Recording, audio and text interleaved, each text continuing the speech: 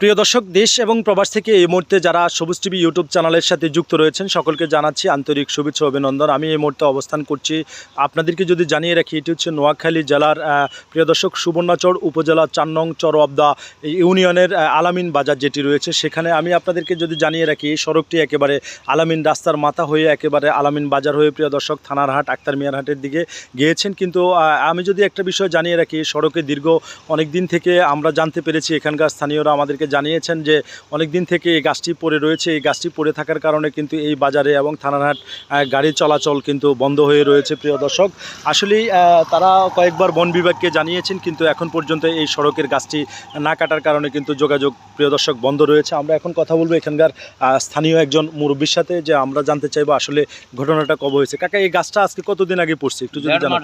1.5 মাস। আচ্ছা, তো এই যে পড়ে রয়েছে এটা কি আপনারা বন বিভাগকে জানাইছেন? বন বিভাগ ফোন করছে, এরা কোনো ভূমিকা নিতেছে না। আচ্ছা, নিচ্ছে না। তো এই যে গাছটা পড়ে রয়েছে এই কারণে কি সমস্যা হচ্ছে সেটা যদি একটু জানাতেন। এই কারণে গাড়ি কোনো মালামালের কোনো গাড়ি আসতে পারতেছে না, কোনো ট্রাক আসতে পারতেছে না, ছোটোখাটো অটো চলতে পারে, এই ছাড়া আর কোনো গাড়ি চলতে পারে না। বন বিভাগ কোনো উদ্যোগে নিচ্ছে না বা না, এখনো?